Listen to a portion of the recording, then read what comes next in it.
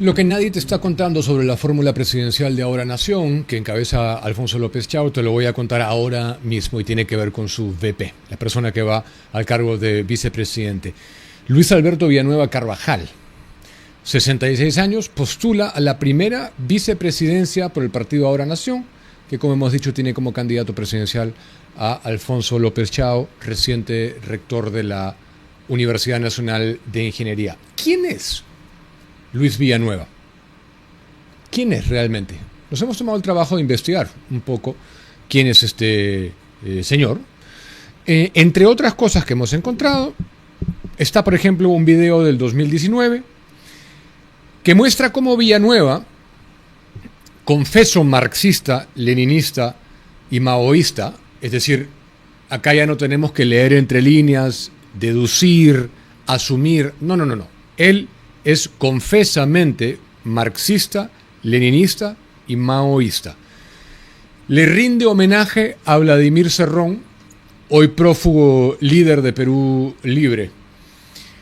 En registros audiovisuales de ese año, el candidato utiliza una retórica donde ofrece saludos combativos y revolucionarios en nombre del Partido Comunista Peruano, en donde era en ese momento secretario general.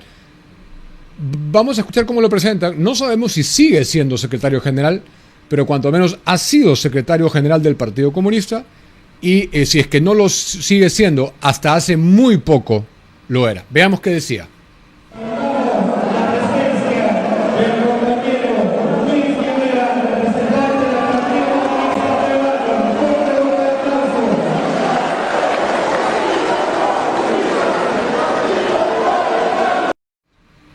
Bueno, representante, secretario general del Partido Comunista. O sea, acá ya no hay más que eso.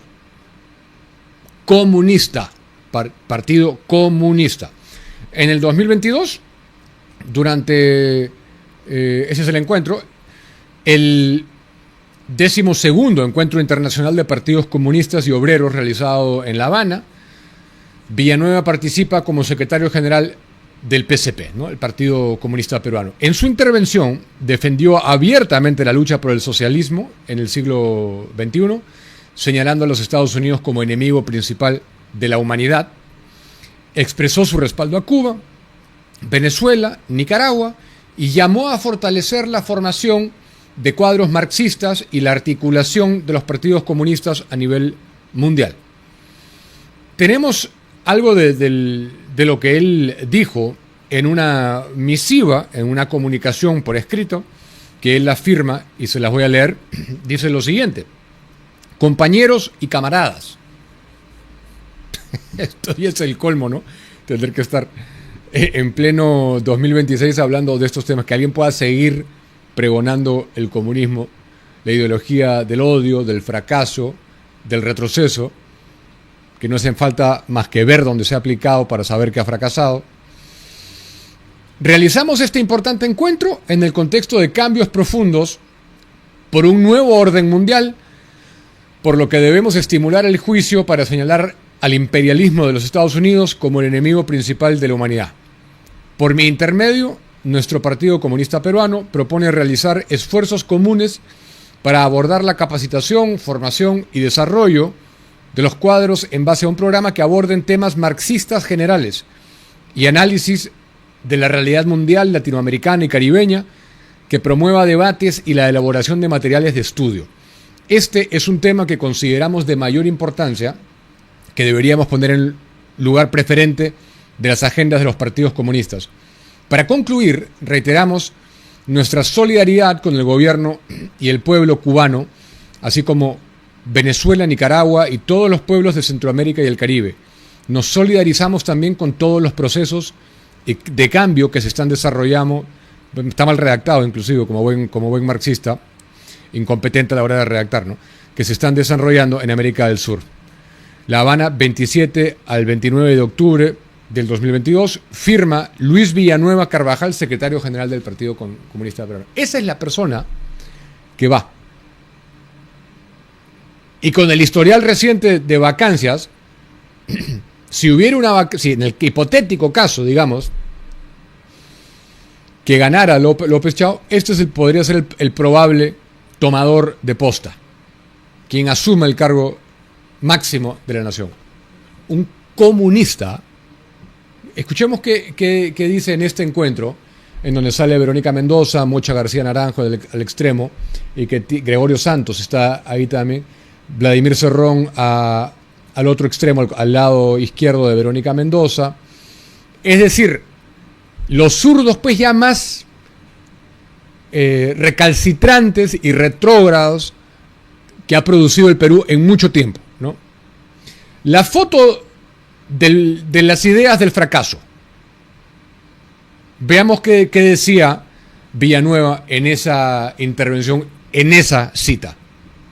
Compañeras y compañeros y camaradas presentes en este importante evento, les traigo el saludo combativo y revolucionario del Partido Proletario del Partido Comunista Peruano.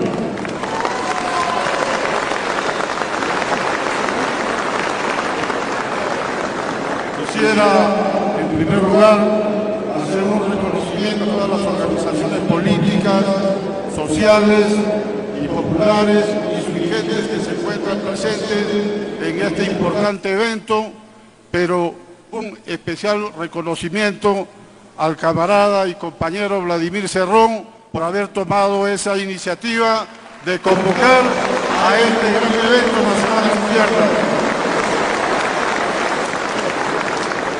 Bueno, le hace loas a Vladimir Cerrón, está ahí la collera más recalcitrante de la izquierda, como hemos dicho, la más rancia, la más dura, la más intransigente, la más retrógrada, al fin y al cabo, ¿no? Son la gente que pretende estar alineados a Cuba, que quiere llevarnos en esa dirección, a los procesos fallidos, ¿no? De Bolivia, de Venezuela, de Nicaragua, desde luego de Cuba, de quien se declaran admirados, ¿no? Rendidos, admiradores rendidos. Quisieran ir por la ruta de la China sin ningún tipo de generación de recursos como Deng Xiaoping hizo por lo menos al final de la década de los 70 cuando estaban en la más absoluta quiebra, ¿no? Por lo menos tienen zonas que pretendieron abrir, si bien no es una economía libre, inclusive hoy China, ¿no? Eso es lo que proponen para el Perú.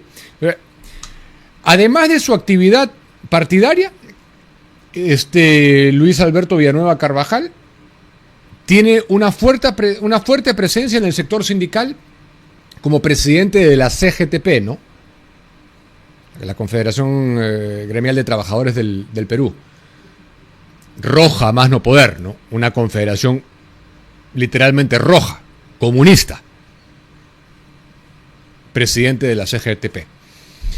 Willax ha verificado que el local del Partido Comunista funciona actualmente como base de campaña de la agrupación Ahora Nación. Esa es la gente que está llevando Ahora Nación, Alfonso López Chao. Que Alfonso López Chao, para mí, donde yo me sitúo y las ideas que defiendo, Alfonso López Chao para mí es extremistamente zurdo. Ya. Este señor hace ver a Alfonso López Chao como un bebé de pecho moderado, como un leoncito tierno, recién nacido, lactando del biberón. O sea, este es comunista puro y duro. Discípulo de Fidel, discípulo de Mao, de Lenin. Cree en las ideas estúpidas de Marx. Un incompetente, un inútil, bueno para nada, que nunca produjo un ápice de riqueza. Literalmente un bueno para nada. Marx. Así que hay que tener muy claro, no solamente los candidatos, sino las planchas, a quienes uno está llevando, o sea, cuál es lo que uno le está ofreciendo al país, porque eso dice mucho de que las ideas que tú defiendes, porque han participado de tu proyecto político, de tu ideario, de tus propuestas, piensan como tú, tienes una... Entonces ya he dicho yo en este programa, lo vuelvo a decir, que para mí Alfonso López Chao es marxista, de corazón. Si bien trata de pasar piola, ¿no? Usando como escudo su pasado de director como el BCR, que estoy seguro ha sido un canje, una cuota política de algún gobierno. Me parece que lo averiguamos en un momento y creo que era el de Ollanta, ¿no, Julio?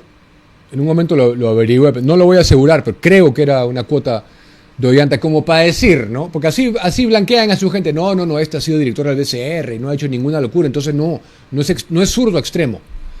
Sí son zurdos extremos. Y nos van a llevar al abismo, si es que llegan al poder. No solamente él, digo él porque figura en las encuestas, en las únicas que yo creo, que son las encuestas de mercados, de predicciones financieras.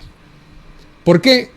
Te voy a explicar en un momento también por qué es que le doy tanta importancia, más allá del récord de éxito que tienen encuestas, plataformas como Polymarket y Kalshi. El récord de éxito habla por sí solo. No puede decir eso CPI, CID, Datum, Ipsos, ninguna de acá. Ninguna. Pues, nos guste lo que decían, apoyaran a nuestros candidatos preferidos o no, ninguna puede decir eso. Que tiene un track record persistentemente certero, ninguna, ¿no? Pero, ¿por qué es que yo no le doy peso acá a estas encuestas locales, ¿no? Datum. Entonces, bien, a veces las comento porque es la foto que se está filtrando la gente y yo puedo también desmentir, decir le creo o no le creo. ¿Por qué le creo, por ejemplo, tanto a Polymarket? Porque las encuestas, para cuando las leemos, son fotos del pasado ya. Tienen unos días de retraso, suelen tener problemas de muestreo, suelen tener votación oculta. Las plataformas como Polymarket tienen ventajas dinámicas. En primer lugar, el tiempo. El muestreo tradicional tiene un retraso de días, recolección y análisis. Polymarket y Kalshi, en este caso, se nutren y nos dan la información de los intereses que mueven en tiempo real. Reacciona en segundos. Hay un tema de cómo se formula la pregunta. Mientras las encuestas tradicionales preguntan por quién votaría usted, las plataformas financieras, la pregunta es quién cree que va a ganar, quién crees que va a ganar y dónde vas a meter tu dinero. Porque si tú metes tu dinero, alguna informacioncita tienes que tener, no vas a ser un tarado que apuestas para perder. Apuestas a que algo va a ocurrir si no tienes ningún tipo de información. Después hay un tema de sesgo, también hay que decirlo. Las encuestas tradicionales tienen un tema de mentira también. Lo que decía, el track record no los ampara, no los ayuda. Hay una manipulación deseada, un outcome deseado. El dinero elimina la mentira, en mi opinión. Se apuesta para ganar. Y eso es lo que ofrece el mercado de predicciones de plataformas financieras. ¿Cuál es el incentivo de las encuestas tradicionales? Ninguno para el encuestado, ninguno. ¿Qué le importa él si lo que dijo termina sucediendo o no? ¿Qué consecuencias va a asumir? En el financiero hay una ganancia o pérdida del capital. Entonces, una de las mayores fortalezas, ya he dicho, es su velocidad, ¿no? De manera inmediata. ¿Es infalible? No, pero es autocorrectivo. Y tiene de lo que yo le he seguido acá, en todas las elecciones que le hemos reportado a ustedes, Paraguay, Chile, Ecuador, México, Estados Unidos, Italia, Francia y otros, todas le han acertado. Ese tiene un récord, ahora lo estábamos revisando, superior al 97%. Esa es la condensación de por qué yo sí le creo a estas. Que Polymarket en este caso, Kalshi también podríamos decir, funciona bajo la premisa de que un grupo grande y diverso, por eso se habla de volumen, ¿no? De personas, cada una con fragmentos de información distintos y diversos, predice mejor que cualquier experto individual. Yo creo en eso. Y por eso mantengo, todos los días la chequeo y se las voy a mencionar a ustedes la mayor cantidad de veces que pueda para que ustedes vayan oyéndolo de mí, sabiendo mi postura al respecto y tomando sus decisiones en base a eso. La foto se mantiene. En primer lugar sigue Rafael López Aliaga, aparte lejos a hoy.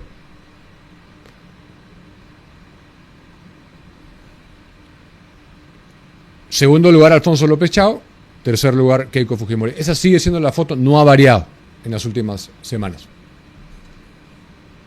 Yo le creo a eso. Vamos adelante con la información porque tengo que Walter Chirinos, candidato presidencial por el Partido Regionalista de Integración Nacional, el PRIN, justificó ayer que el sentenciado Vladimiro Montesinos Torres haya participado en la elaboración de su plan de gobierno de cara a las elecciones generales 2026. En declaraciones a RPP, que le preguntó por la información que dimos a conocer en este programa, por supuesto que los amigos de RPP no nos citaron, ¿no? No. Era mucho pedir que dijeran dónde era, sobre todo tratándose de un medio independiente, ¿no? Que les damos katana en sintonía a ustedes, a RPP, les damos vuelta y media. 1000 veces la sintonía hacemos que ustedes en digital. Entonces parece que por un tipo de celo o algo no podían decir, vimos en edición especial que la abogada de Montesinos dio a conocer en exclusiva la información de que los estaba asesorando Vladimiro Montesinos. Era mucho pedir, ¿no? Bueno, entonces él lo justificó. Chirinos manifestó que Montesinos ya ha pagado su condena y que actualmente se está revisando su caso, pero no supo decirlo bien, Chirinos. Es decir, el entrevistador, que no sé ni quién es, dijo que todavía el 2037, pero no sabe, no está empapado del caso, no maneja la información del caso de Montesinos. 2037 se ha calculado porque quieren que no se subsumen la pena mayor como mandaba el código vigente a la fecha de las penas, de las sentencias. Los 25 años ya los ha cumplido Montesinos. Montesinos tendría que salir en libertad. Esa es la verdad. Les caiga bien, les caiga mal, les gusta, no les gusta. No me interesa. Lo consideran moral, ético, viable. No me interesa un cuerno. Montesinos debería salir en libertad. Lo que pasa es que como quieren que no se subsuman en la pena mayor, que no prime la pena mayor de 25 años, de las cuales tiene 2, quieren que sean concurrentes, quieren que se adicionen. Y en ese caso, que es una violación del derecho a la libertad de Montesinos, sí saldría en el 2037 porque el plazo comenzaría a correr desde la última sentencia que ha sido hace poco. Eso es lo que quieren, pues. No solamente con Montesinos, con todos, ¿eh? Los que fueron parte del gobierno de Fujimori, los que fueron militares, fuerzas armadas, marinos, miembros del ejército, comités de autodefensa, policía. Eso es lo que quieren. Pero lo vuelvo a decir, estaría bien y Montesinos debería salir en libertad. Eso es lo que correspondería. Con él y con cualquier persona. No se trata, en este caso se trata de Montesinos, que han politizado su causa, han politizado su caso. Pero hoy por ti, mañana por mí, podría ser cualquier persona. La ley es igual para todos y se tiene que aplicar a todos, te guste o no te guste, te caiga bien o te caiga mal, estés a favor o en contra de su causa. Entonces dice Chirinos, justificando su aporte al plan de gobierno de su agrupación política, hay que utilizar sus conocimientos y no creo que en Perú desechemos algo tan importante de lo que él ha vivido y hecho, que podría darle al país. Hemos elegido a quien ha tenido resultados positivos y exitosos. Aparte hay un tema muy sencillo, no sé qué tanta explicación tiene que dar, por último. ¿Qué tanta explicación? Porque yo estoy completamente de acuerdo. Digamos, ¿cuál es el principio de las penas? ¿Para qué alguien va a la cárcel? Aparte, obviamente, de ser sancionado. Para ser resocializado. Hay un principio resociabilizador del sistema penitenciario. Para eso es. Para que tú purgues una pena, te reformes, te arrepientas y salgas a la sociedad listo para reinsertarte.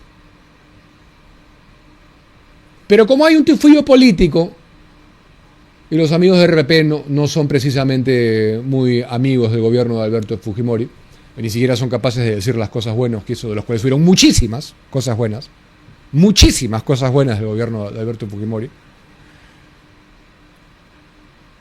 Montesinos no, hay que mantenerlo ahí. No, Fuchi, a él no. Pero si se aplicara, yo estoy seguro que si se le aplicara un beneficio penitenciario a Víctor Porlay Campos, ¿no? Ahí sí diría, no, los derechos humanos tienen que primar. Como decía el otro, ¿cómo se llamaba? Los derechos humanos son, inclusive los delincuentes tienen derechos humanos, ¿no? A él no les gustará. El que trabajaba en ATV, no me acuerdo.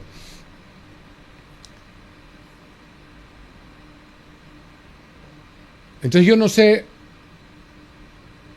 no sé por qué se deshace Gastelumendi, dice Julio. este señor se deshace en explicaciones. ¿Qué tanta explicación?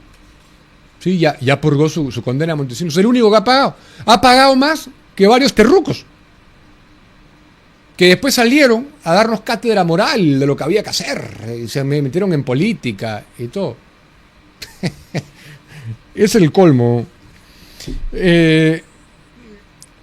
Por otro lado, quiero contarles que hay, según fuentes, fuertes trascendidos de que el gabinete se quedaría sin algunos integrantes, y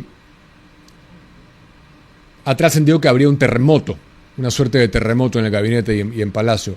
En el medio de esta crisis no solo se va el ministro de Salud, que les voy a contar en breves,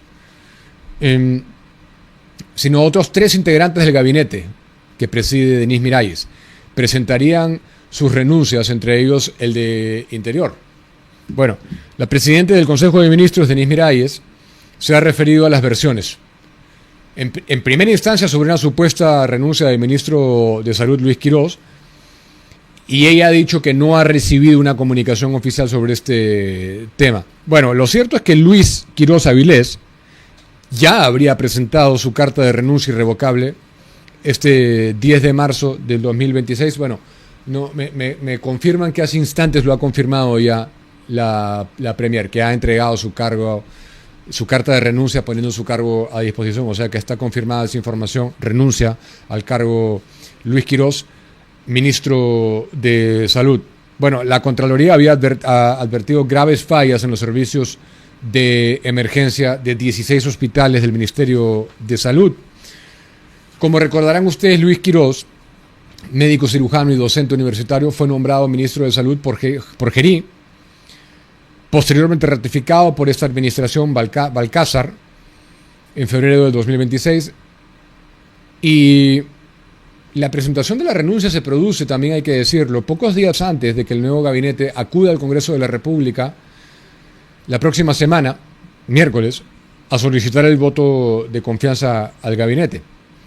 Bueno, entonces, adicionalmente a esto, a la renuncia del ministro, segundo Cecilio H. Mego ha presentado anoche su renuncia al cargo de presidente ejecutivo de E-Salud. Esos serían 2 golpes a Acuña. Si se va gente de Acuña, vamos a ver quién entra, ¿no? Pero se quedarían sin 2 cuotitas, pues, de poder, ¿no? Acuña, E-Salud y el Ministerio de Salud. E-Salud, bueno, E-Salud sabemos que es un desastre, ¿no? Tiene 3 hasta 4 veces más presupuesto E-Salud solo, que varios ministerios, y es un desastre que no funciona. Lo primero que hay que hacer es despolitizar E-Salud.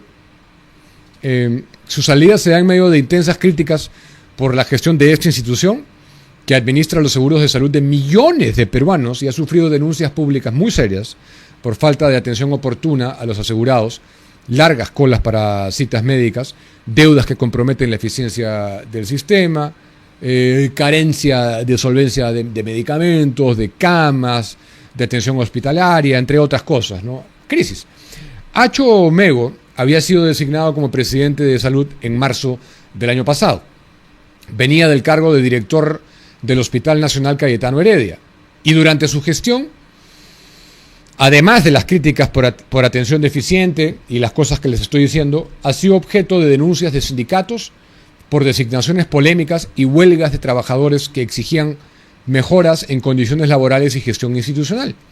Su renuncia se produce mientras E-Salud acumula más de 754 millones de soles de deuda con proveedores, incluyendo pagos pendientes a centros de hemodiálisis que atienden a 15.000 pacientes hemodiálisis, además de haberse detectado pagos indebidos por cerca de 1 millón de soles a trabajadores y pensionistas fallecidos. Los 12 millones de asegurados han experimentado retrasos en citas médicas, desabastecimiento de medicamentos y largas colas en hospitales. Les dejo un dato: en los últimos años, los últimos 5 años para ser exactos, E-Salud ha tenido al menos 9 presidentes ejecutivos, muchos con periodos de gestión muy breves, es decir, casi 2 por año, lo que ha generado preocupación por la falta de continuidad en las políticas y claramente la administración de la institución. una de las propuestas de Ed Málaga, que es actual congresista y candidato al Senado por País para Todos, ya lo anunció, tiene que ver también con salud y habla de despolitizar. No estoy hablando de propuestas de él como el Senado, porque sabemos que los senadores no tienen iniciativa legislativa, sino de las propuestas que él está dejando en su calidad de miembro del plan de gobierno y vocero de ciencia y tecnología de País para Todos. Le voy a preguntar por esta reforma en particular, que tiene que ver con salud, porque él plantea desvincularla del Ministerio de Transportes y Promoción del Empleo. Está bajo el Ministerio de Transportes, perdón, el Ministerio de Trabajo. El Ministerio de Trabajo y Promoción del Empleo, porque claramente los aportantes son las empresas. Uno aporta. Y cambiar su gobernanza, migrando hacia un modelo mixto de gestión eficiente, menos burocrático, que priorice el gasto en personal, equipos y medicamentos para la atención a pacientes. Una cosa que les quiero contar, estimados amigos, que es sin duda alguna va a ser polémica, ¿no? Mañana se va a definir la situación de Vladimir Cerrón, mañana miércoles 11 de marzo, día clave en el calendario judicial y político también. El Tribunal Constitucional tiene programada una audiencia que será virtual, dicho sea de paso, fue variada, iba a ser presencial y ahora será virtual, para evaluar un nuevo habeas corpus interpuesto por la defensa de Vladimir Roy Cerrón Rojas. El objetivo central de este recurso es anular la orden de captura y prisión preventiva que pesan sobre él, lo que, de ser declarado fundado el habeas corpus, permitirá que el líder de Perú Libre deje la clandestinidad, donde lleva más de 2 años, y pueda participar activamente en la campaña electoral de 2026, es decir, sale mañana esto, y Vladimir Cerrón no solamente vuelve a pasearse como Pedro por su casa, sino que puede participar de los debates, puede dar entrevistas, puede participar libremente del proceso electoral como el que más. Bueno, ¿qué se juega? Si hablamos de puntos claves en la audiencia de mañana, anulación de captura. Si el TC le da la razón, la orden de captura vigente por el caso Dinámicos del Centro va a quedar sin efecto, crucial para su reaparición pública. Su abogado insiste en la urgencia del fallo debido al cronograma electoral, argumentando que la medida limita sus derechos políticos como líder de un partido en contienda, es decir, han insistido puntualmente en ese aspecto. Se cuestiona la rapidez, ¿no? En diversos sectores jurídicos y mediáticos se ha criticado la celeridad con la que este recurso ha llegado al Pleno del Tribunal Constitucional, comparándolo con otros casos que han tardado años para llegar a esa misma instancia.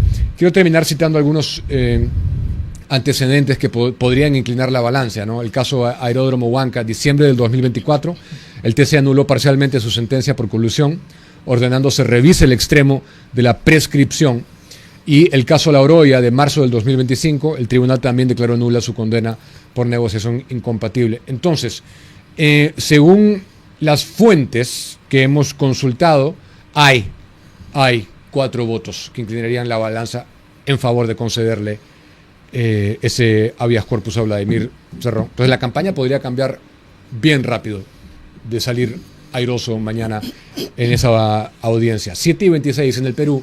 La minería puede y debe ser una oportunidad para todos. El Consejo Nacional de Minería promueve una minería con verdadera inclusión, formal, sostenible, donde todos los peruanos tengan la posibilidad de crecer y aportarle al desarrollo del país. ¿Quieres ser parte de este cambio?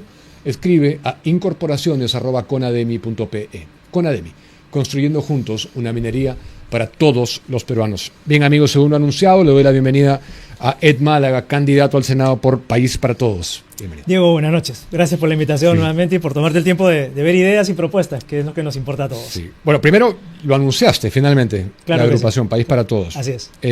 ¿Cómo así? ¿Cómo así se dio?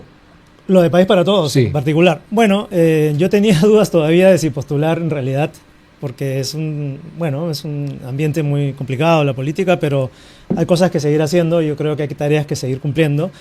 Y ya sobre las finales del año recibí una invitación de Carlos y conversamos cuáles eran las situaciones suyas, del partido, etcétera.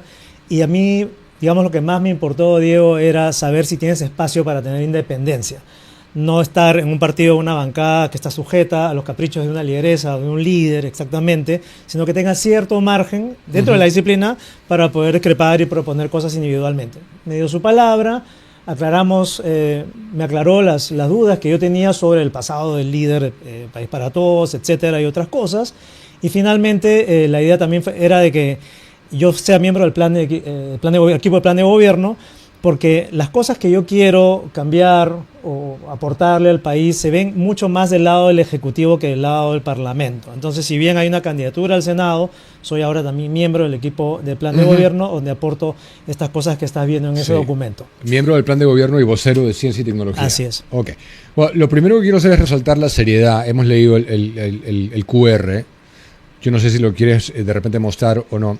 Pero es un documento muy desarrollado, que da cuenta de que te lo has tomado en serio y te has tomado el tiempo de... Hay un par de errores ortográficos, significa que no es IA. Ok. Bueno, hay ejes, ¿no? Hay ejes. Entonces yo quiero más o menos ir en orden de lo que hemos podido preparar. Me interesa puntualmente comenzar, porque lo he reportado en el editorial, con la propuesta de salud.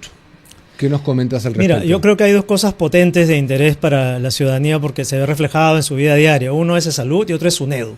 Son dos entidades capturadas por los intereses políticos, o subalternos en todo caso, que como sabemos gobiernan en el Congreso extorsionando al Ejecutivo ya por buen tiempo.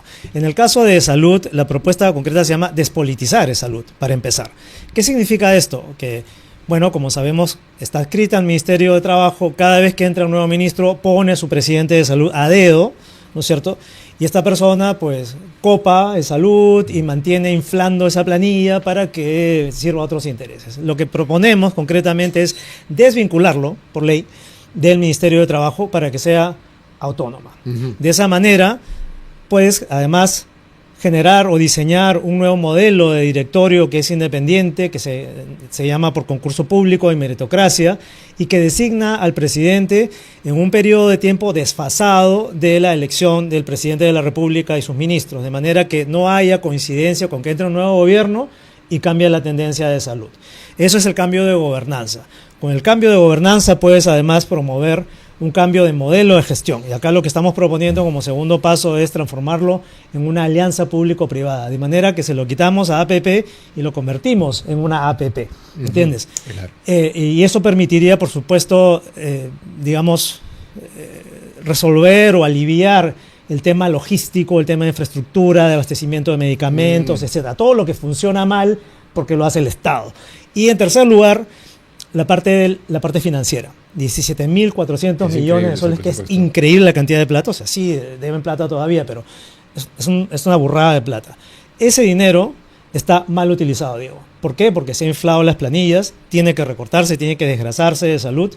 Y por un proceso también de transformación digital, que es otra de las grandes propuestas acá, es simplificar los procesos de manera que necesites menos personal, justamente.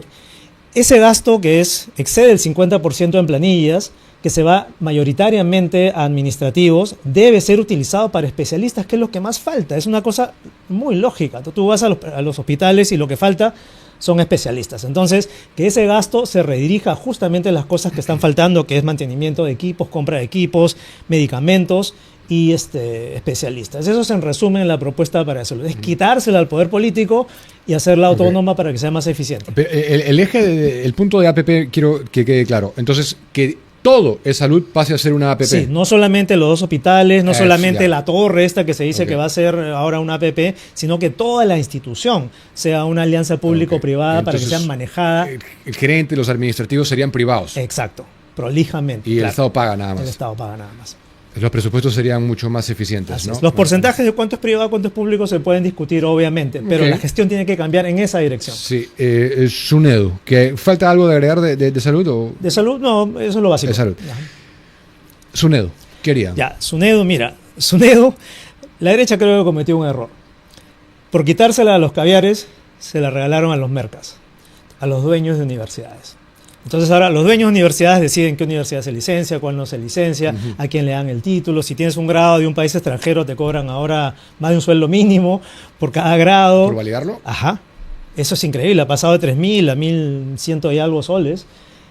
solamente por revalidar un título que viene probablemente de una universidad muy buena. Pero en fin, todas esas arbitrariedades tienen mucho que ver con un modelo de gestión ineficiente y que también está capturado obviamente por estos intereses. Entonces, no puede ser que las universidades sean administradoras y administrados, que se sienten en el directorio que administra y sean quienes reciben o evalúan los licenciamientos. Eso es una cosa un poquito difícil de creer, ¿no? A ver, eso es aparte es reciente. Sí. Pero es como que es como si fuera una broma, ¿no? Claro, en realidad. Así es. Entonces yo pongo a un representante de mi universidad, me salgo con la mía, pues, ¿no? Cambio los estándares de licenciamiento, en fin, para beneficiarme. Y lo digo no en el ánimo de digamos, en el sentido de las buenas universidades, sino de las universidades que lucran con baja calidad, lo cual está mal. Entonces lo que proponemos es nuevamente quitársela a esos intereses, haciendo que sea, ahora sí, más allá de que lo de salud, un organismo autónomo constitucional. De manera que pierde completamente cualquier posibilidad de injerencia del poder político y se dedica exactamente a vigilar la calidad y el licenciamiento con auditorías externas, con expertos internacionales que vienen de vez en cuando y con un directorio también ad hoc que no tiene nada que ver con los intereses que están en juego. Esa es la propuesta de afuera de la burbuja. Por supuesto. Entonces ha pasado de estar del grupo denominado Caviar a estar en manos de gente como Luna y Acuña. Claro. Entonces, no es buen negocio, ¿no? Claro. Y ellos pueden decir a la competencia impedir que se licencie. Exactamente. Porque eso es una herramienta también de doble filo, ¿no? Claro, no, pero además hay que tener en cuenta que es una estrategia bastante compleja, lamentablemente inteligente en el mal sentido de la palabra. Digamos, crear grandes universidades para que tus graduados luego se licencien rápidamente, tengan ventaja en obtener sus títulos y grados comparados con la gente que se esfuerza y viene de fuera, y luego ellos copan el Estado, ¿no? ¿Cuántas tesis de la UCB están ahora en el Poder Judicial, en el Congreso? O sea, es una estrategia para copar el Estado. Entonces, eso tiene que detenerse y la única manera va a ser independizándola. En un momento que se habla de prioridades fiscalizadoras, imagino que eso sí estás hablando como parlamentario. Claro que sí. Okay. Hablas de protección de los derechos y libertades de ciudadanos, vecinos, pacientes, gremios y poblaciones vulnerables. ¿Quiénes son las poblaciones vulnerables? Sobre todo yo estoy pensando en las de situación de extrema pobreza. Cuando vas en la Amazonía y en regiones de los Andes del sur, sobre todo muy abandonados, hay una situación de precariedad tremenda y no tienen representación. Entonces yo creo que esa es una labor importante, no dejar abandonadas a poblaciones importantes que luego van a votar en contra del sistema justamente porque nadie los atiende. Ok, quería establecer que te referías a algo así. Sí. Si hablas de impulsar la ciencia, tecnología e innovación, estás proponiendo que se cree un fondo soberano de riqueza para financiar y cofinanciar proyectos de investigación en ciencia, tecnología y otros, ¿no? ¿Eso cómo funcionaría? ¿De dónde saldría el dinero? Mira, déjame, antes de entrar a ese punto, un pequeño preámbulo. El público tiene que entender por qué es importante la ciencia, la tecnología y la innovación. No es que simplemente vas a financiar el trabajo de científicos que están en un laboratorio y que nadie sabe para qué sirven las cosas. Mira la pandemia. No teníamos capacidad de hacer pruebas moleculares ni vacunas.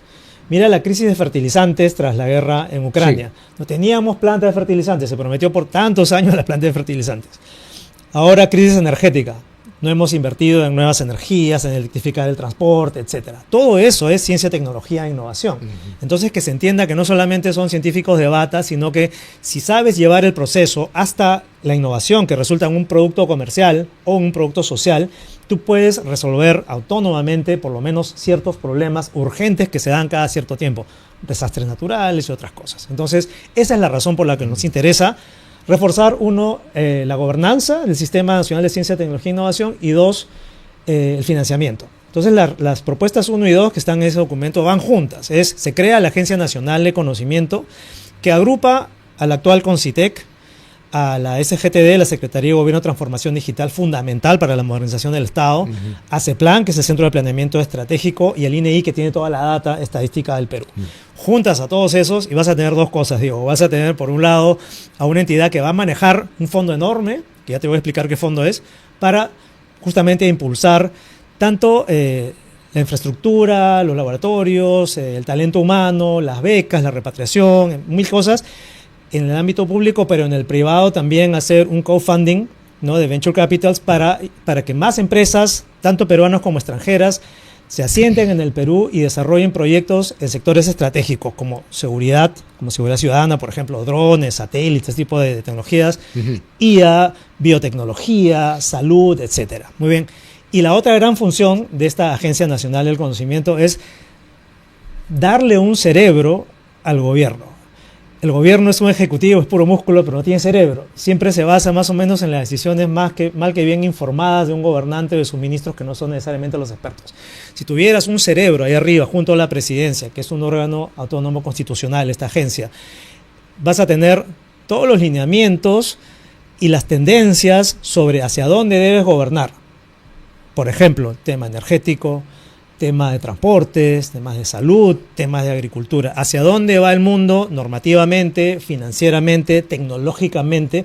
De manera que tú puedas aplicar ese conocimiento para gobernar mejor. O sea, esa investigación y la información que se obtiene se pone a disposición del gobierno para que tome mejores decisiones. Es en principio lo que debió hacer CEPLAN, ¿no? Darnos, digamos, planeamiento estratégico para saber hacia dónde ir. Pero CEPLAN pues no tiene músculo, no tiene la potencia suficiente, no está suficientemente articulado con la academia, ni con la gente que investiga en todo el mundo y que te dice cómo se mueven los mercados, cómo se mueven los que trabajarían acá son ¿quién? Son PhDs, así sí, son gente preparada, por supuesto. Ok, perfecto. ¿Ellos trabajarían para el Estado o también sería una suerte de APP? Mira, yo creo que es una suerte de fusión. Primero es una fusión de entidades públicas, ¿no? Y que se entienda, estas 4 entidades públicas no le costarían más a la nueva agencia porque ya traen su propio presupuesto. Pero además, en el ámbito del talento humano, vas a usar lo que ya está disponible, pero para darle ese cerebro, obviamente tienes que atraer a personas de fuera que pueden ser empresarios tecnológicos, pueden ser PhDs, por supuesto, o pueden ser investigadores en cualquier rama de la ciencia, en la generación de conocimiento. Las agencias que hacen este tipo de trabajo en países como Reino Unido, Alemania, España, en fin, lo que hacen es buscan personas que han trabajado... Hungría también creo que hace eso. También, por supuesto. En ciencia, tecnología e innovación traes a gente que ya tiene 10, 20 años de experiencia, no recién salido del doctorado, sino ya cierta experiencia de gestión, y haces una especie de think tank para el gobierno, que va a evaluar todo lo que está pasando en el mundo y te va a decir, mira, aquí están los papers, acá te doy un resumen cada mes o cada 2 meses de las tendencias, las cosas que deben que preocuparte, y esa es gente que de pronto ha pasado de la investigación pura a elaborar políticas públicas, no solamente a decirte, mira, mañana invierte en una planta de producción de fertilizantes, sino cómo lo tienes que hacer, qué ley tienes que dar, qué tipo de presupuesto, qué tipo de modelo de gestión. Todo. Así es. Todo. Que no sea simplemente el ministro bien de turno que viene y no sabe cómo hacerlo, sino que el ministro viene y tiene ahí un menú a disposición y va a decidir según su política, ¿no? Si es de derecha, si es de izquierda, si es esto, ya decidirá, ya será sus errores, sus aciertos. Pero la evidencia está ahí para quien la quiera tomar. Y podría ser que la información de esto te diga también dónde es que el Estado tiene que centrar esfuerzos de captación de capital para que se invierta acá, ¿no? ¿Dónde? Por supuesto. ¿Dónde? Por Eso supuesto. también se haría. Eso está vinculado con alguna de las otras propuestas, que es cómo aumentar la inversión en desarrollo tecnológico, ¿no? Estamos hablando de zonas económicas especiales, de innovación y tecnología, las SEIT, que son una variación de las zonas económicas especiales privadas, pero lo que hace es darte facilidades de acceso a financiamiento, ¿no es cierto? Porque eso es capital de alto riesgo, y también facilidades migratorias, aduaneras, etcétera, para que en cada macrorregión del Perú tengas un polo de desarrollo, no solamente un parque tecnológico, sino un lugar en donde va a venir, como Silicon Valley, va a venir gente de todas partes a invertir, porque aquí es fácil invertir y vas a sacar software, vas a sacar vacunas, vas a sacar nuevos sistemas de desarrollo del lenguaje para IA, etcétera, todo lo que se requiere ahora. Y también eso indirectamente puede aportar, por supuesto, al problema de la inseguridad ciudadana, porque imagínate, nosotros podemos abordar el problema del narcotráfico probablemente con tecnología rusa, tecnología americana, alemana, pero el problema no es aplicado allá, porque no tienen ese problema, no tienen plantaciones de coca, no tienen cómo detectar satelitalmente. Entonces hay cosas que se tienen que desarrollar con tecnología propia. Y esa es la idea, de dar al privado la posibilidad de abordar esos problemas y de hacer negocio con ellos, obviamente, porque su cliente va a ser el Estado. ¿Qué cosa es la Red Nacional de Institutos Público-Privados de Investigación? Ese es otro tema. Los institutos públicos de investigación ya existen, ¿ok? Por ejemplo, el Instituto Nacional de Salud, que está adscrito al Ministerio de Salud, el INIA, que está adscrito a Agricultura, el IMARPE, que está adscrito a Producción. Entonces, básicamente, cada ministerio, cada sector, el CENAMI, el IGP, en fin, tiene un instituto de investigación. estos institutos de investigación lo que en teoría hacen es investigar cosas aplicadas para el desarrollo de tal sector, agricultura, ganadería, salud, etcétera. El problema es que como la investigación está tan venida menos en el Perú, entonces no tienen suficientes fondos, no tienen suficiente libertad para investigar, no pueden hacer cosas tan sencillas como llenarse de tesistas de universidades o becarios, o sus fondos no les permiten hacerlo. Entonces lo que queremos es además vincularlos, porque imagínate una pandemia. Una pandemia no solamente tiene que ver con tratar la parte hospitalaria, sino entender cuál es el origen del patógeno, del virus, por ejemplo, pero también tienes que entender que ese patógeno está ahí porque el clima ha cambiado, porque hay más lluvias, porque hay más humedad, porque se ha desplazado la población, porque hay factores genéticos en la población. Todo eso no lo va a hacer un médico. Tienes que tener biólogos, geólogos, expertos en clima, etc. Entonces, hoy en día estos institutos no colaboran entre ellos. Y cada vez que hay un problema lo ve un solo sector. Entonces la multidisciplinariedad cuando ya está el problema es básica, claro. Entonces lo que planteamos hacer es un círculo. Ya existe en otros países del mundo, en Alemania, en Francia, el CNRS, el CSIC en España. Los agrupas a todos. Con esta agencia del conocimiento del Fondo Soberano le das una potencia adicional en inversión y además los vinculas al sector privado, los conviertes en APPs también. Suena como receta mágica, ¿no? Pero necesitamos más inversión privada ahí. ¿Por qué? Porque el privado es el que va a sentir la necesidad del mercado y va a jalar esa investigación hacia donde se necesita. Por ejemplo, mejoramiento de especies vegetales, ganadería, pesca, minería. En eso estamos en pañales, ¿no? En eso estamos en pañales. Entonces yo creo que es una verdadera revolución, Diego, que no se está entendiendo realmente cuál es el impacto que va a tener eso sobre la productividad, uno, y sobre la competitividad, porque con eso superamos a Chile y a Colombia tranquilamente. ¿Sí? ¿Solamente con eso? Solamente con eso, porque es multidisciplinario. Ok. Luego hay un tema que también quiero pedirte que expliques. Propones modificar la ley universitaria para evitar incentivos perversos. Sí. Esto es muy interesante. Te habrás enterado hace un tiempo que se denunció que había muchas compra-ventas de artículos científicos, ¿no? Y investigadores, para inflar sus currículums, se compraban un paper que tenía su nombre y de pronto tenías 10 papers, pues eras autor de artículos sobre cáncer, por ejemplo. Entonces podías venderte como experto en cáncer, por ejemplo. Te contrataba la universidad, Concitec te daba un fondo, etc. Entonces no solo estabas defraudando al conocimiento, a la academia, sino estás defraudando al Estado. Son fondos públicos que estás apropiándote para tu bono, para tu promoción, para que te contraten en una universidad o un instituto. Ese fraude tiene que terminar. Nosotros ya hemos dado una ley contra el fraude científico que ha sido resaltada por la revista Science, imagínate, porque así nomás no se ve esto en el mundo, pero necesitamos ir más lejos. Cortar los incentivos, no solamente sancionar. ¿Los incentivos dónde están? La ley universitaria, originalmente, con buena intención, proponía que hay que investigar porque eso es bueno. Entonces, todas las universidades tienen que investigar, todos los docentes tienen que investigar, pero lamentablemente no todos los docentes saben, pueden o quieren investigar. Hay gente que le encanta dictar clases y no tiene nada que ver con proyectos ni laboratorios, y viceversa, ¿no? Hay gente que de pronto es súper buena investigando y es pésima dando clases. Entonces, lo que queremos es darle libertad a quienes trabajan en universidades e institutos de manera que tú puedas ingresar en uno o en otro régimen. Tú puedes ser o docente o investigador según las plazas que estén disponibles o combinar ambos. Vas a tener buenos docentes que no tienen que investigar y vas a tener investigadores que le van a sacar todo el filo a la investigación y no vas a tener que inflar tu currículum poniendo artículos de investigación. Imagínate, hay universidades hoy creadas en este congreso que eran escuelas de arte, por ejemplo, ¿no? Escuelas de música. Las han convertido en universidades. ¿Por qué? Porque querían tener pues, títulos a nombre de la nación, más presupuesto, en fin. Pero tienen ahora que licenciarse por SUNEDU, tienen que demostrar que investigan. ¿Y cómo le hace pedir, digo, a un escultor, a un músico, a un bailarín que de pronto te escriba un artículo de investigación? Entonces hay sinsentidos que hay que corregir. Y estos cambios en la ley universitaria nos permitirían flexibilizar y hacer más ¿Y por qué tendrían que escribir? Porque la SUNEDU lo exige. Así es. Okay. Porque todos tienen que investigar a rajatabla hoy en día. Eso no tiene sentido. Así es. Y el segundo incentivo perverso es el famoso RENACIT. Habrás oído hablar que ahora todas las universidades se miden de acuerdo a cuántos investigadores RENACIT, en qué categoría. Es como un ranking. Cuando en realidad el sentido de eso es tú tener la información sobre con cuántos profesionales cuentas, de qué experiencia, en qué materias en el país, y no que eso sirva como un sistema de calificación. Entonces eso también incentiva a la gente a inventarse papers y esas cosas. Quiero un par de preguntas sobre la coyuntura. ¿Cómo ves tú las probabilidades de Carlos Álvarez y de la agrupación País para Todos de pasar la valla? La veo muy expectante. Hay un 5 o 6% constante hasta este momento en los últimos meses.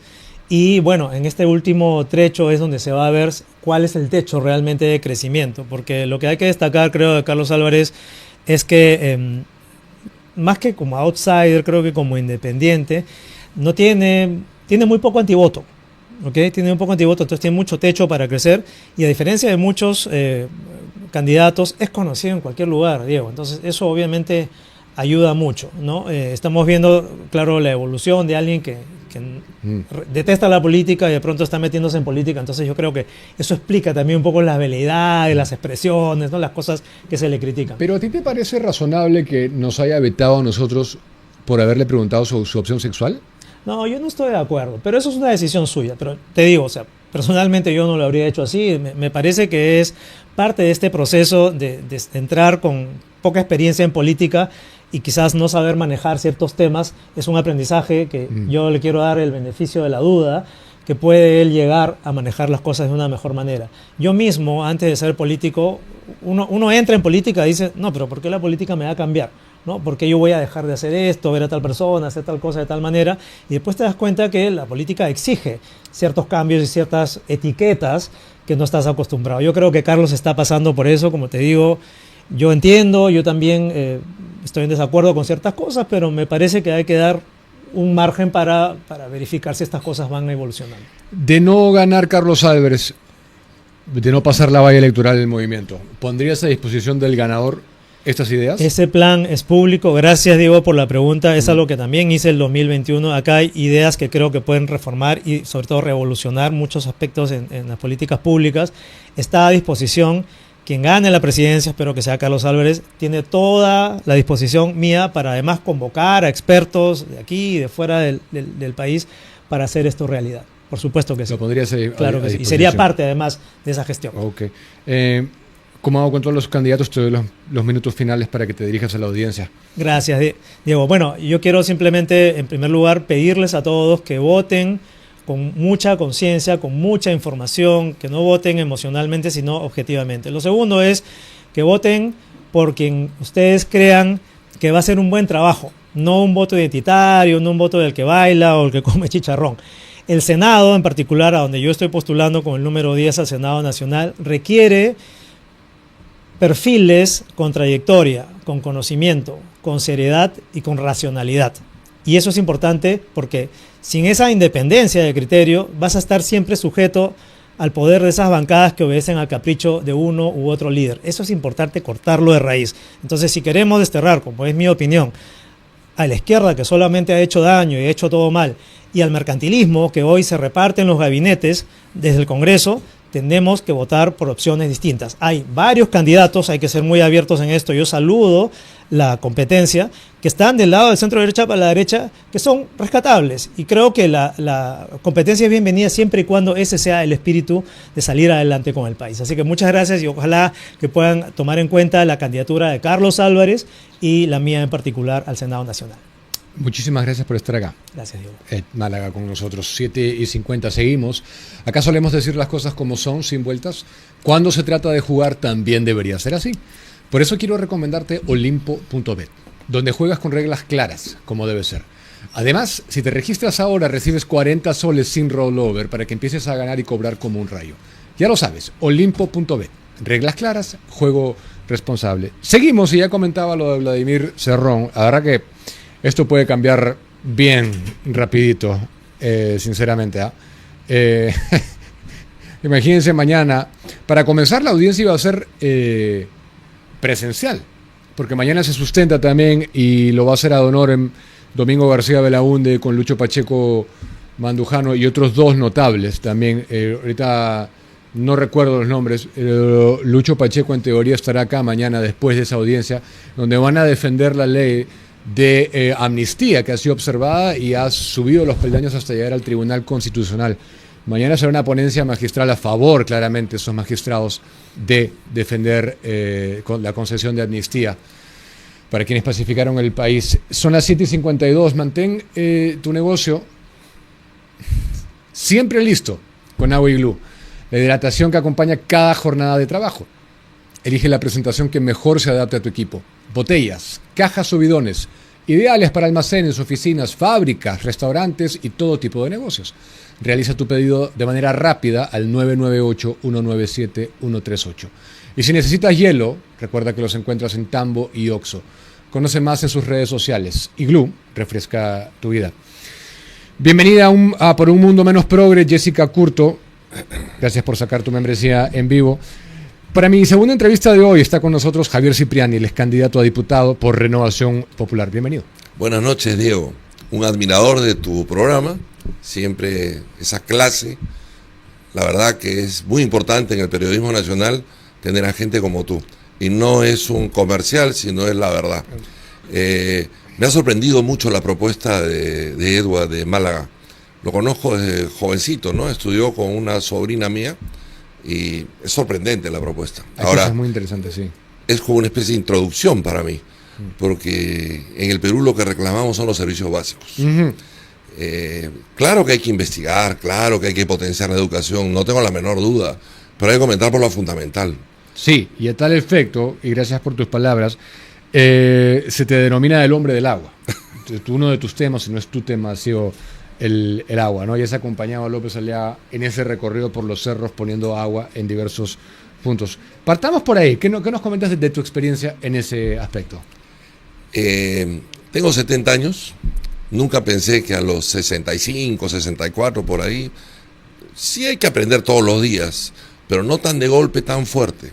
Esa pobreza que duele, la he caminado, la he pisado, he conversado con la gente. Hoy en la mañana he estado en San Juan del Lurigancho, por ejemplo, con una señora que se llama Jenny, y su agradecimiento es contundente. El agua es una necesidad básica. Es impresionante que hasta ahora el gobierno no promueva una ley de aguas transparente. Yo creo que lo primero que hay que hacer es este proyecto de agua de emergencia, formularlo como una ley nacional. El agua de emergencia a nivel nacional. Hemos hecho algunos proyectos en Piura, en Juliaca, en Puno, en estos 4 años, y es maravilloso. ¿Cómo le cambia la vida a la gente? O sea, los proyectos que se han hecho en Piura, que no son en Lima, son hechos a través de López Fundación Aliaga, Lima, sí, Fundación Lima. ¿Privada? Sí, capitales privados. Ok, perfecto. Sí. Entonces, el agradecimiento que tú constatas en los cerros, acá en la capital, es para con López Aliaga. Es para con López Aliaga, no hay la menor duda. ¿Y de su Por supuesto municipal? que me lo trasladan y me dicen el ángel del agua en los cerros, las señoras cantan, es una maravilla. Hay que compartir con ellos también espacios en los momentos que ellos tienen de dificultades, ¿no? Se presenta una persona que tiene una pierna con un muñón, se presenta un señor que me dice me duele mucho la rodilla, yo he hecho deporte, conozco lo que es tener una prótesis en una rodilla. Pero en esos niveles, esa soledad en la que viven ellos, cuando les llevas agua, les llevas dignidad. Esa esperanza se traduce en una felicidad. Sí. Hoy día me invitaron a almorzar en uno de estos sitios y no sabes lo que fue alucinante. Muy agradable, sobre todo, gente muy sencilla, pero digna, ¿no? ¿En San Juan? En San Juan del Lurigancho, sí. En la Horita Común Madres Corajes. Entonces, yo siempre trato de ponerles un norte donde se vea esperanza, de decirles, no se queden mirando acá nada más. Entramos a una cancha de fulbito, jugamos un rato, tomamos unas fotos, y después la señora, que se llama Santa, me dice, señor Javier, acompáñenos a almorzar. He matado a un chanchito. La verdad es que no me cuesta nada de esfuerzo ser amable con esa gente. No sabes cómo agradecen, no tienes idea lo que es. Caminas por el cerro y te van saludando por la calle. Y ya desde el microbús en San Juan del Lurigancho, a veces me dicen Porqui y a veces me dicen Cipriani. Un apellido importante en el Perú, no lo digo con soberbia, sino al revés, con mucha dignidad. El país necesita un cambio. Hay que darle agua y dignidad a la gente. Es una primera etapa. Pero después hay que darles agua y desagüe. Es impresionante que no haya agua. O sea, en Lima hay 1.800.000 personas, creo que hemos llegado a entregarle casi a 600.000.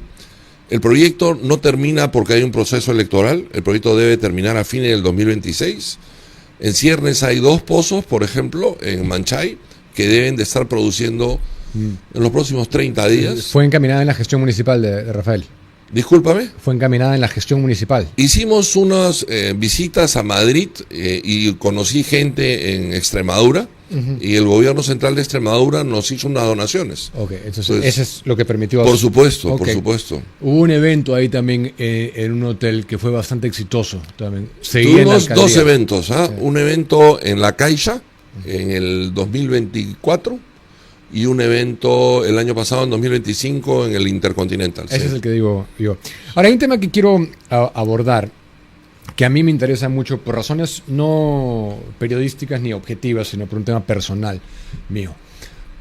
Porque yo soy creyente, yo soy católico, practicante. Eso a mí siempre me ha llamado la atención de Rafael. Y creo que es importante en este momento. No estoy diciendo que no haya católicos que puedan cometer errores, ser personas malas de cualquier religión y cometer errores. Pero sí creo que es importante hoy, más que nunca. ¿Para ti cuánto pesa eso? La forma de la religiosidad de Rafael López Aliaga. Su fe, la creencia en algo superior, una disciplina espiritual, y hacerlo, como él siempre ha dicho, por vocación de servicio a Dios. Mi papá fue de los primeros formadores de la democracia cristiana en Latinoamérica, con Frei y con Caldera. Fueron a ver a Pío XII. Mi papá tenía un programa igual que tú en un radio, donde en los años 50 hablaba de fe, hablaba de Dios, hablaba de religión. Mi papá un día conoció a San José María Escrivá de Balaguer y le dijo a mi mamá: eso es lo que nosotros estamos buscando.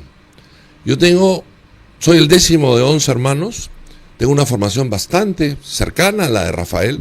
Yo no soy del Opus Dei, pero comulgo con todas sus ideas. Me parece impresionante que hay una persona que entregue su vida a Dios. Una vez una de mis hermanas me dijo: mira, Javier, yo la tengo tan clara, que a los 13 años me puse como meta de vida. ¿Cuál? Quiero hacer algo bueno para Dios.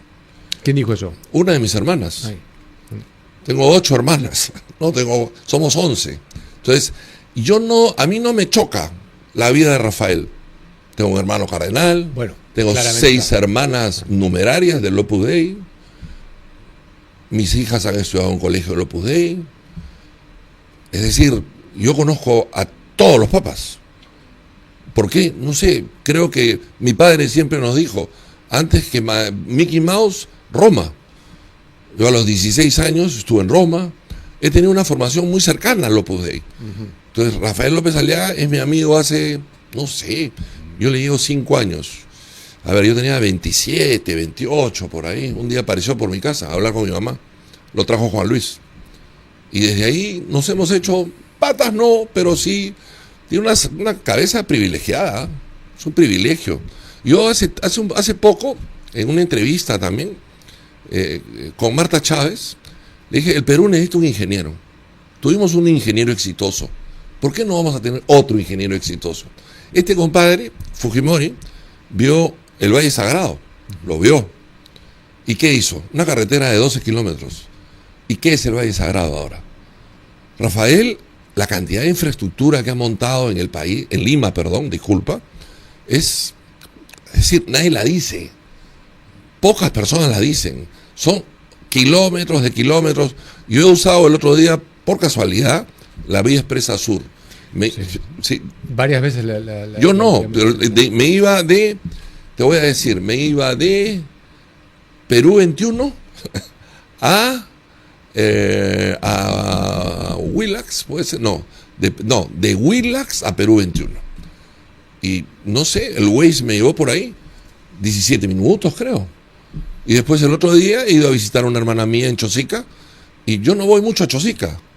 Me pasé de vueltas. Con el nuevo bypass. Claro. Además, entras y no te das cuenta que hay una Panamericana.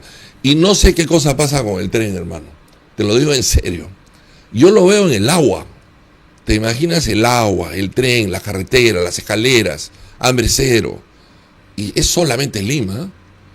Yo veo la felicidad de la gente, la esperanza en los ojos. Eso es lo que yo veo. Las encuestas, las veo, sí las veo, claro que las veo. Las matemáticas valen. Pero hoy día no tengo la menor duda que lo que necesita el Perú es un señor como Rafael López Aliaga, un ingeniero. Pero te gusta, ¿qué es lo que más te gusta de él? ¿Por qué debería ser presidente de él? Me queda claro la formación como ingeniero, que eso consideras un aliciente necesario. Pero ¿qué más? ¿Qué otras cosas te...? ¿Por qué fuiste con él? La fortaleza que tiene una fortaleza. Yo sé que has sido deportista y tú sabes lo que es la presión. En el camarín hay un dolorcito acá. En la cancha he jugado en muchos equipos, muchos campeonatos. Entonces, cuando entras a la cancha, a algunos no se les pasa, ¿sabes? A otros les da mucho más coraje. Rafael López Aliaga es de esos. En la cancha tiene mucho más coraje. No se chupa. ¿No? Hay gente que se chupa. Este pata no se chupa. Al revés, como que se le prenden más las neuronas. Yo varias veces le he dicho, Rafael, no entran los $2,5 millones. A ver, llama a fulanito. Oye, estos 3 que dijiste que iban a entrar acá, las finanzas las tiene a flor de piel. Sí. O sea, es una bala. Nadie niega su genialidad financiera. Lo he dicho mucho. Y su capacidad de mejorar en el tiempo es en base a esa fortaleza espiritual. Porque hoy día lo veo, discute, pero se sonríe, no le afecta. Como dicen Grace Chancho, le resbala y le están dando duro. Pero es un hombre muy fuerte, es lo que yo reconozco. Lo que yo siempre he rescatado de Rafael es que es una persona que ha entrado a política por las razones correctas. Y eso de por sí, para mí merece un respeto en un ambiente tan tóxico como en la política peruana. Y un mensaje que es el que está dando últimamente, ¿no? El Perú hay que luchar por los pobres. O sea, al fin veo a alguien que hace algo por los pobres. O sea, solo lo escuchaba mi papá. El monopolio de las cisternas y los abusos de los precios, wow. Tú lo has visto de cerca. Mira, una cosa muy sencilla, ¿ya? Yo estoy hablando en todos los cerros casi diario, ¿ya? Y entonces a la mitad de la conversación le digo siempre a los señores, no faltará un segundo antes de que pase la cisterna. Al distrito que voy aparecen los delincuentes estos. Es una corrupción generalizada. Ha habido un alcalde incluso que me ha hecho una denuncia. Ha habido un alcalde que me ha soltado Claro, porque están amarrados, pues. Las cisternas son de su familia. De la mafia. Hemos descubierto que eran de la familia. Es terrible, sí. Ok, entonces ese es un punto, me queda claro que esa es tu propuesta bandera. ¿Qué otras iniciativas legislativas propondrías? Fundamentalmente orientarnos hacia el lado del agua, hacia el lado de la pobreza, mejorar la calidad de la vida de la gente pobre. Tengo mucha curiosidad, siempre he tenido conocimiento sobre lo que es seguridad ciudadana. He trabajado en empresas de ingeniería y telecomunicaciones y he liderado procesos de seguridad ciudadana. Hay un sistema nacional de cooperación policial, del cual formo parte del Comité Nacional hace más de 25 años. Hemos hecho en el pasado, apoyado por empresas importantes, mejoramientos de comisarías. Hemos aportado encuestas y estudios de mercado hechos por Boston Consulting, por ejemplo. Trajimos a Bratton, trajimos a un alcalde de Nueva York y trajimos lo que se llama el mapa del delito. En cada comisaría hay un comisario que tiene un mapa del delito. Cada patrulla que sale a la calle trae sus informes y este comisario los plasma en un mapa.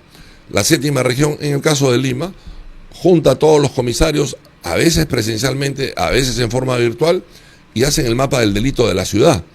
Esto, en situaciones como esta, es una herramienta muy útil para el CONASEC, el Consejo Nacional de Seguridad Ciudadana, y lo que ha dicho hace un rato Edward, la inteligencia, que ya se está utilizando. O sea, no hay que desdecir nada de lo que ha dicho Edward, pero ya hay drones, ya hay inteligencia en las cámaras, ya hay arcos de seguridad, los parques ya tienen Wi-Fi. O sea, ya no es, digamos, una cosa rara pedirle la clave de Wi-Fi en un restaurante, y ya el otro día ha habido un tremendo accidente en San Isidro, pero también pasa en San Juan del Lurigancho, si lo vemos en la televisión, cuando hay un loco que entra a disparar a un chifa, sin alusiones personales, el chifa, Sí. las cámaras aparecen inmediatamente. O sea, lo identifican. Y las cámaras que identifican los rostros ya están. Hay que mejorar un poco esas leyes nomás, ¿no? Sí. Solamente puedes darle la identidad si el individuo tiene antecedentes penales. Claro. Pero el loco que por primera vez sale a matar a alguien, a ese no lo puedes identificar. Pero La foto de las dos plataformas de mercados financieros que yo sigo, que predicen acertadamente todas las elecciones que hemos reportado, la foto es abismal. la que es, Sí. ¿no?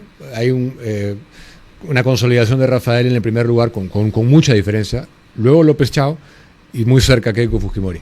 Entonces es o Rafael versus Keiko en segunda, o López Chao versus Keiko, o López Chao versus Rafael en segunda, no hay más.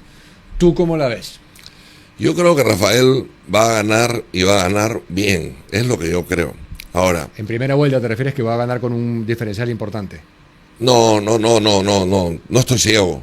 Creo que va a ganar. Que va a ganar la primera vuelta va a- pero con una diferencia. Sí, importante. Creo que entre hoy día y mañana ya hay unas encuestas listas de Ipsos. No es que no confíe en las encuestas. Yo confío en las matemáticas, pero también confío en la calle.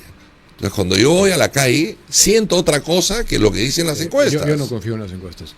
Ah, bueno. Tú eres más creyente que yo en ellas. Tengo que tener una referencia, porque estoy Esa es trabajando para postular a la Cámara del Congreso. Tengo que saber dónde estoy parado. Los mercados son los que más También he acertados. leído esas encuestas, también las he Porque hay leído. alguien va a ganar y alguien va a perder dinero Sí. si no se da ese resultado. Sí, Mientras que las va- otras sí tienen manipuleo. Sí, están jugando con la mente de las personas. La manipulación del otro día ha sido, no me ha gustado, pues ¿qué quieres que te diga? No me ha gustado.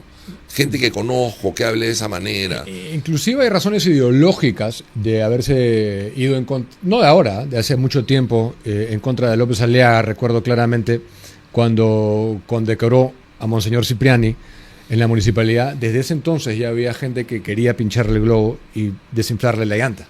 Siempre va a pasar, siempre va a pasar. Son líderes que tienen intenciones buenas. Y yo digo, los caviares no solamente son caviares, son comunistas. Yo no conozco un pata de izquierda que tenga buenas intenciones. La verdad que no son buenos. Pues. Que pueden pensar como quieran, pero no tienen algo en el corazón. Algo que les gusta hacer daño. No sé por qué no dejan que el país progrese. O sea, solamente saben robar. ¿Qué quieres que te diga? No, esa es la única chance que ellos tienen de acceder a recursos. Escuché lo de salud y escuché lo del MINSA. Es que tú no sabes cuántas llamadas tengo al día yo de gente que no puede ser atendida. Amigos, ¿ah?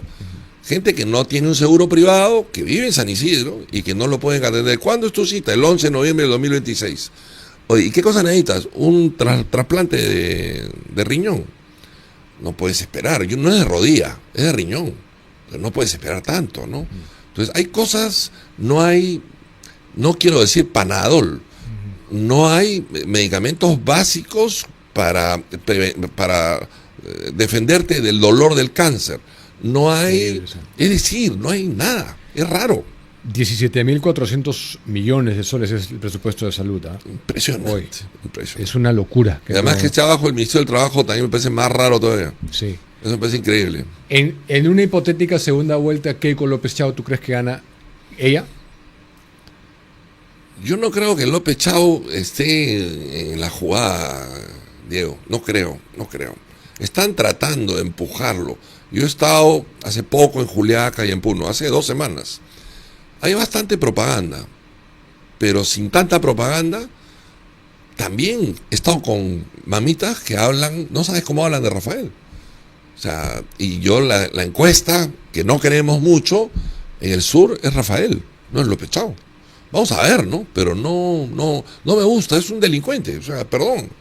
No me gusta hablar, calificar, a pero ninguno nos gusta, pero lo cierto la es que realidad, yo no creo que llegue a la segunda vuelta. No creo. ¿No crees que López Chao pase No, que no sería creo. Rafael con Keiko? Me parece que puede ser con Keiko, sí. Sí, Ok. me parece. Sí. Perfecto. Te doy la última palabra y para que te Esa dejes es a mi la cámara, audiencia. ¿no? Sí. La falta de costumbre, pero sí, la propuesta es el agua, evidentemente, pero sobre todo la esperanza, la solidaridad con la gente más necesitada. Los pobres en este país nos están a gritos pidiendo ayuda. Son gente que está ignorada.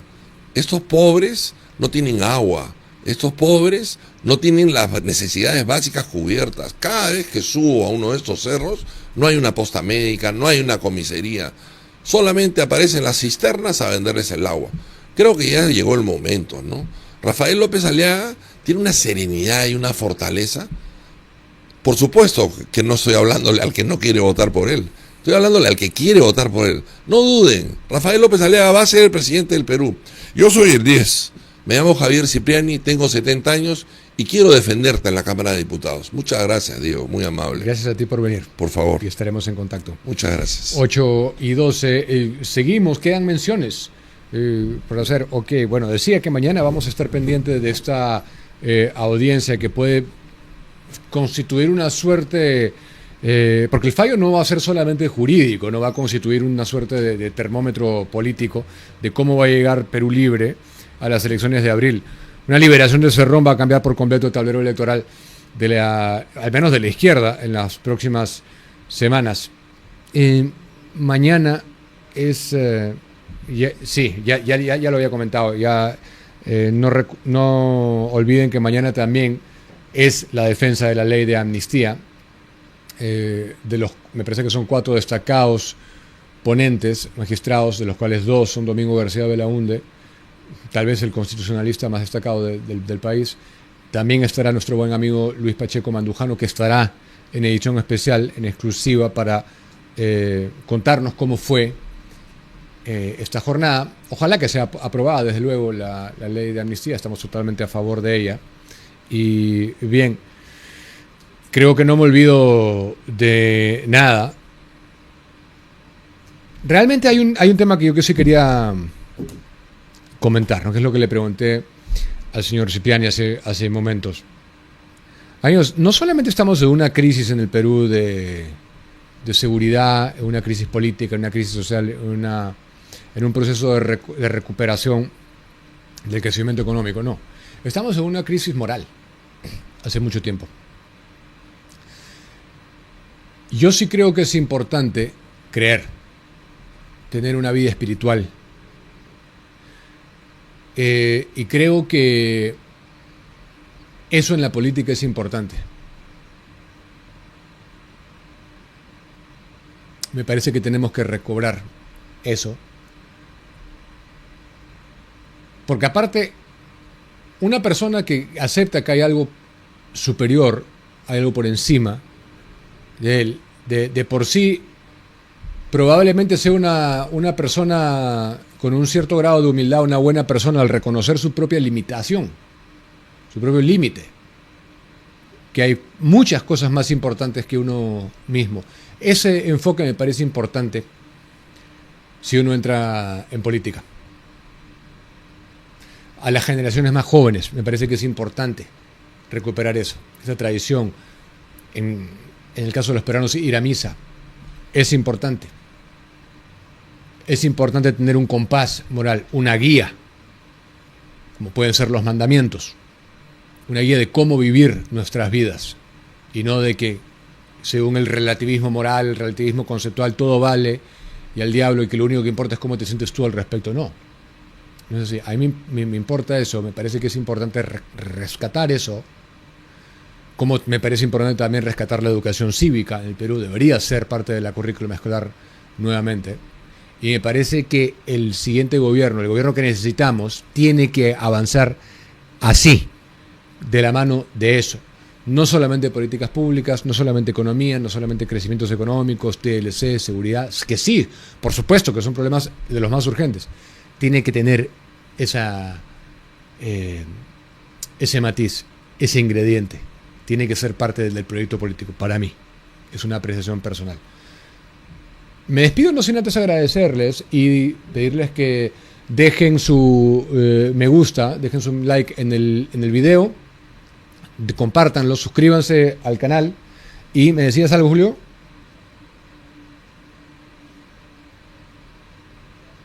Bueno, la ministra Denise Miralles ha anunciado, en lo que es una patinada de su gestión, un retorno definitivo a la presencialidad en las clases escolares efectivo desde el día de mañana.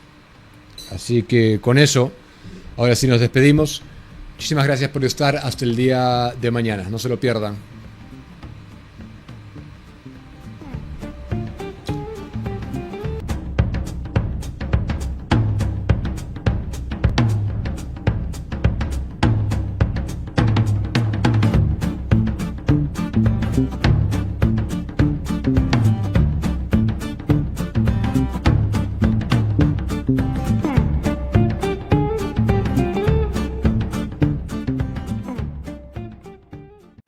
Gracias por estar con nosotros. Si te gustó lo que viste, dale clic al botón de suscribirse abajo para que no te pierdas ninguno de nuestros clips y episodios completos.